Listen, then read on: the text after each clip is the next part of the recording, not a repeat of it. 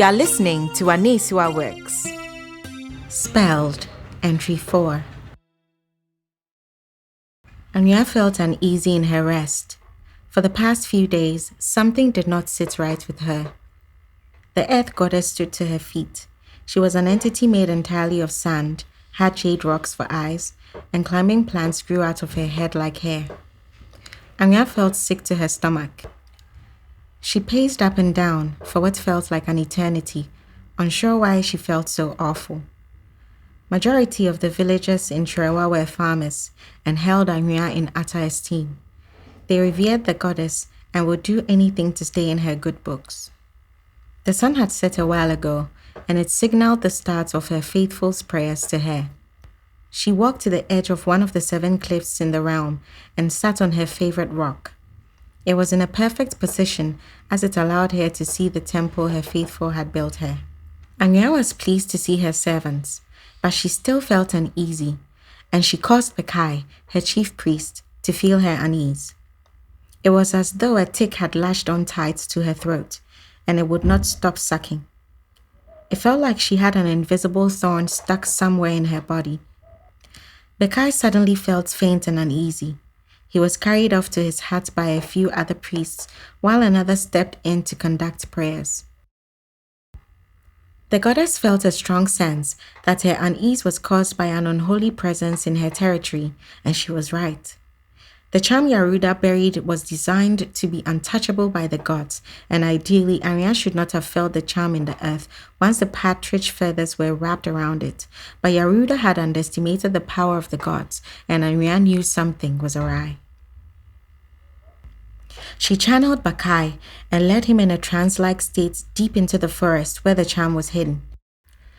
It had been 6 days since Yaruda had buried it there, and the earth was dry and hard to break up. Bekai dug for almost an hour before he could see the tips of the partridge feathers around the charm. He pulled it out tentatively and shoved it in a sack he carried. Still entranced and led by Anya's spirit, Bekai walked to the banks of a small brook. He took the partridge feathers and the cap off and poured the contents of the bottle into the lake while reciting a cleansing spell. As the spell flowed along the river, dead fish began to float to the surface, and all plant life in it shriveled up and died. As Bekai walked away, the river started to dry up, leaving behind no more than a dry gutter. The others had noticed Bekai's absence and had gathered around his hut in concern. They saw him approaching from the thickets, and at a glance knew he was entranced. They hurried to his aid, and the second he was touched, Anya's contact with Bekai was broken. The priest had no recollection at all what had happened. The faithful were not one to question the gods, and so went about their business without thinking too much. The day of reckoning came in the form of a bright Tuesday morning. The villagers of Chirewa were all geared up for the festival of the gods, and Yaruda for her grand revenge. The villagers gathered around a huge pile of wood with their offerings. After the chief priests had put their offerings onto the wood, the villagers followed, and the pile was set alight. The festival officially began. The roar of cheer that rang out from the villagers brought joy to the hearts of the gods and goddesses. They sat atop their sapphire thrones and watched proceedings in delight. Anya had not mentioned the charm she led Bekai to retrieve to any of the other gods. That was mainly because she did not know exactly what it had been. To her, it was but a minor problem of discomfort she had solved. Unbeknownst to her, she was sitting on priceless information. From Yaruda's cave, she could hear the cheers of the villagers, and she could smell the smoke from the fire faintly. Yaruda armed herself with a brass and ivory necklace, which was a form of protection. She grabbed the spell, a staff that had grown to double as her wand, and a spell especially for the flaming eagle, Ijakodie. She thought of Aintree as she laid the transportation spell out before her. Carefully, she read out each line in the ancient language. As she progressed with the spell, she could sense a lot of changes in her surroundings. The winds picked up, and she felt an intense and overwhelming heat about her.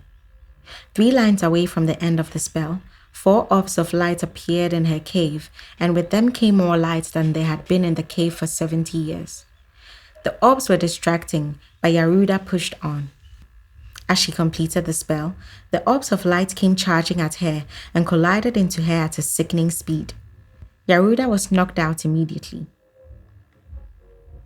When the goddess came to, she could not believe her eyes. She was in the realm of the gods. Despite the constant supply of sunshine in the realm, Yaruda felt extremely cold, to the point where her teeth chattered. She knew it was because she had been banished, and the elements were rejecting her fiercely. She willed for fire to take control, because he was predominantly made of lava. Yaruda's skin broke up, and lava oozed to the surface through the cracks, warming her up considerably.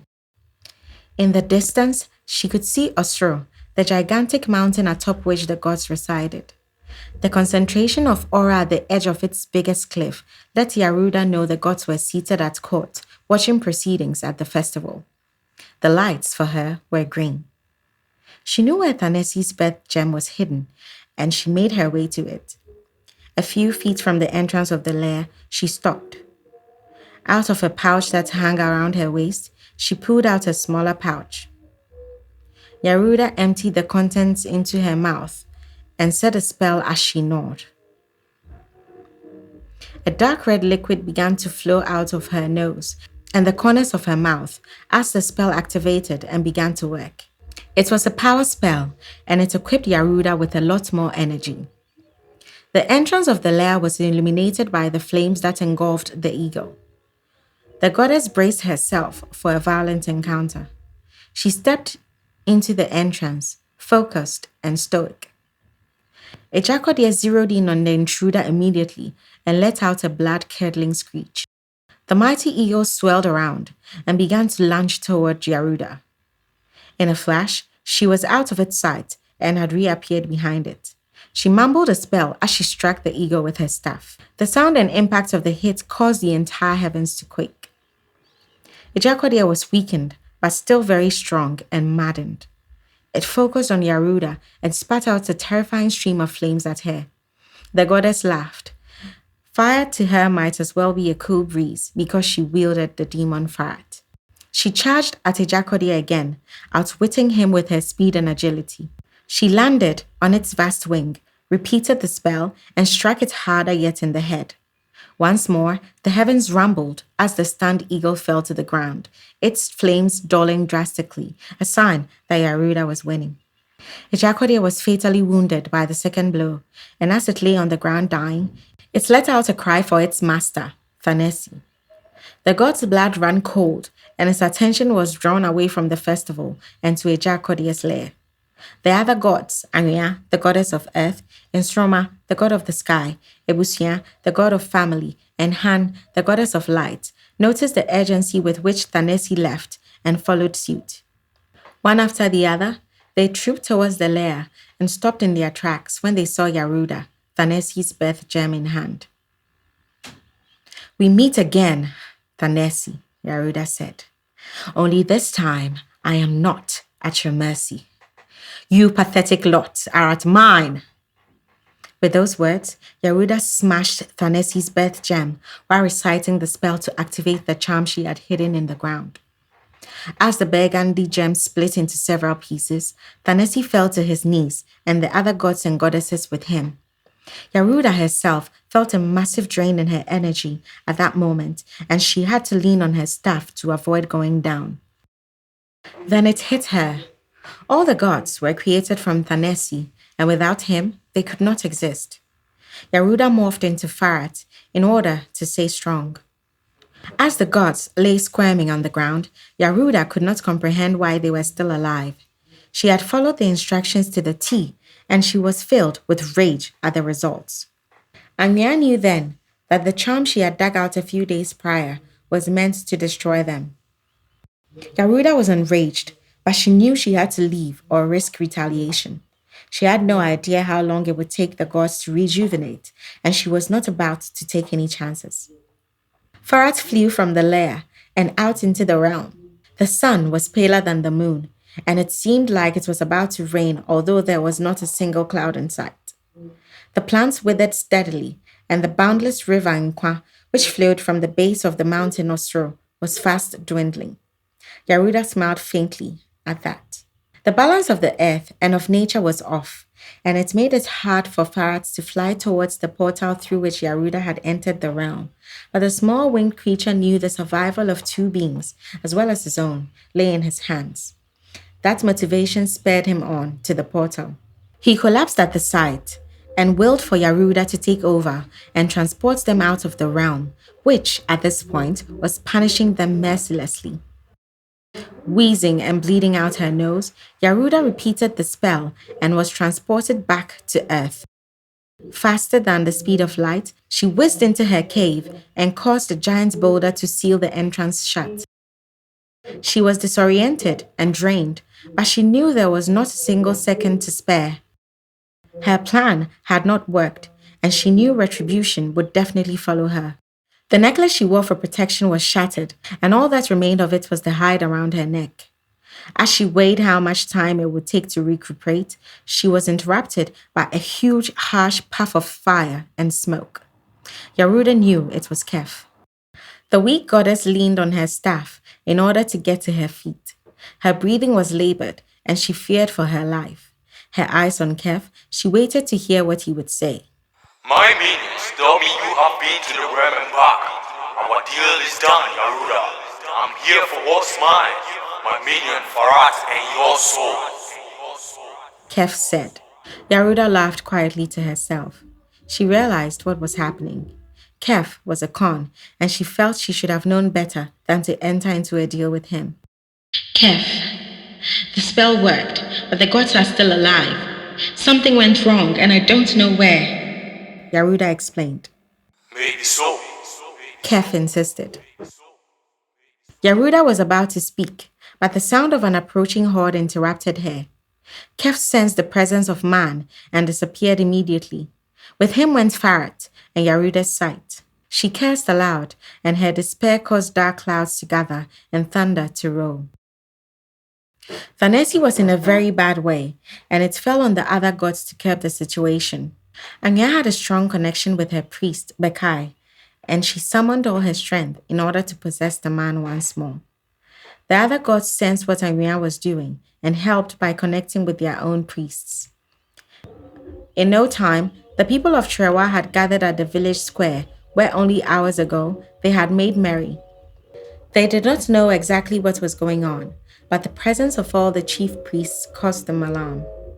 Bekai spoke and answered their questions. We are at war, my people. Not a physical one with an army, but one against supernatural beings. The gods have commanded us far off into the forest, farther than any of us have been before.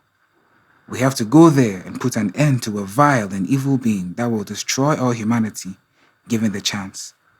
Able-bodied men, kiss your wives and children goodbye, for we have a huge duty to fulfill. Women and children, your task is no small one either. You shall build a fire and burn offerings to the gods, so they will favor us in this grand battle. The people knew what to do. They had fought a few wars against other villages who wished to invade Trewa. In no time, the men were marching wildly towards Yaruda's cave, invigorated by the words of the priests and the presence of Aria, a gifted leader and strategist. The women and children were led by Ebusian's high priestess, Araba, in making sacrifices. The men had a sense of superhuman strength, but their primal fears were very much alive. They walked for a day and many hours until they finally stopped a few meters away from Yaruda's cave and structured their attack plan. The goddess knew she would not live past that night, and so she set to doing what she was best at, making spells and potions. Her union with Sarah had rendered her basically human, and without her sight, it was a daunting task for Yaruda to do anything. In a brass and ivory jewelry box, she crafted a spell that would draw her spirit inside after her death. Kef had not taken everything away from her after all. Yaruda crouched behind a table near the farthest side of the cave. She felt fear for the first time as the young girl in her panicked. She thought of Aintree and how in every way she had been played by Kef the way he had. A large dark cloud appeared out of nowhere and hovered above the men and the cave. Yaruda's eyes filled with tears and as the first drops hit the ground, the skies broke and rains came. The women and children of Chihuahua were petrified to see a thunderstorm raging off in the distance while it was calm where they were. The men's torches were put out in a flash, and with that, the hunter grew as afraid as the prey. Area was petrified, but he knew the men behind him looked to him for strategy and command. He thought hard as the rain hit harder and thunder flashed violently through the sky. The boulder was obviously of primary focus, and Area picked out a group of 12 men to roll it out the way. He would need another group of men to charge at and hopefully overwhelm Yaruda. Another group would go in at his signal, increase the pressure on her, and hopefully subdue her. After his speech, Area ordered his men into 3 groups. The first group inched towards the boulder and put all their energy into rolling the rock away. Their labored grunts were lost in the rumbles of thunder, and in a short while, they had rolled the boulder out the way. The boulder team quickly retreated to the back of the flank and collapsed, exhausted, into the mud. The ambush team braced themselves. They peered into the cave, yet all they could see was darkness, even when thunder temporarily illuminated the earth. Teeth chattered in fear and from the cold as they inched towards the cave with clubs, machetes, and good luck charms in hand. Yaruda crouched lower under the table. She felt a fear even more intense and pulled the jewelry box closer to her chest. She began to recite a spell as the first men set foot inside the cave. Out of nowhere, they were hit at an amazing impact by a force like an invisible explosion. It blew all 12 men clear off. It was a terrifying sight, and a strike of thunder at the right time allowed the others to see the flailing men as they traveled across the sky like polythene bags in a windstorm. 4 men left behind their weapons and wet footprints as they sprinted back to the village as quickly as their legs would allow them. Area felt terrified and briefly envied the men who had the choice of being cowards. For him, there was none. He signaled for the final group of men to advance. They entered the cave and were able to spot Yaruda under the table. She started to recite another spell, but was hit in the head with a rock before she could finish. Her attention shifted in a flash to Adri, the man who shot her with a catapult. Yaruda held out her hand, and an invisible force drew Adri to her. She wrapped her hand around his neck and started to squeeze as she mumbled a spell. The men watched in terror as Adri dried up, turned to dust, and was carried away by the wind. 4 men rushed Yaruda with clubs, but they were no match for her. With a wave of her staff, she shredded their clubs and swatted them away like flies. Aria's anxiety shot through the roof. He scanned round and counted only 8 men left by his side. Fear gripped his heart, and he seriously considered running back home to his pregnant wife. Back in the realm, the gods were still reeling from the impact of Yaruda's attack. They knew, however, that the men who fought for them down on earth needed divine help. As they all drew strength from Thanesi, they remained helpless until he started to grow stronger. His strength came from the sacrifices the women and children in Chihuahua burnt for him. Thanesi managed to make it to his throne, and it recuperated his energy tenfold. From his seat on Osro, he could see the size of the battle. Thanesi caused the rains to cease instantly. He could see 9 terrified men fighting as bravely as they could and immediately set in to help. He caused a gush of wind to swoop the men up and out the cave. Then, with Anya's help, he caused the rainwater to come back out of the earth. The water collected for several seconds and grew into a huge pool, which Thanesi caused to fill Yaruda's cave. The cat goddess was trapped. She climbed on top of her table and set her staff down beside her. Her brain clamored for what to do. There was no physical enemy to fight, and she did not have power over water and could not swim. In a matter of minutes, the water was at par with the table. The little girl in Yaruda panicked as she felt the cold water creep up her skin. She tried to make a dash for it, but Thanesi had blocked the entrance of the cave with the boulder, and it would not budge. As she struggled for air in the cold water, her possessions floating about her, Yaruda's life slipped away quietly. It was over. Yaruda was dead, and the gods had triumphed. A few days later, Ariane led 6 men back to the cave. They rolled the boulder away and stood aside as a wave of water gushed out, bringing with it various items that once belonged to the goddess, one of which was the jewelry box. On the muddy floor lay Yaruda. Being a goddess, her body was incapable of decomposition. At the suggestion of one man, they decided to burn her body on a pile of wood. The men refused to touch her body and used planks of wood to move her. As they set her alight, they cheered the end of evil, then left. The fire raged on for hours after they had left and died as dawn broke. Out of the ash rose a dark green smoke, which was Yaruda's spirit. It creeped quietly into the jewelry box and clicked shut. There, it would wait until reawakened once more. The end.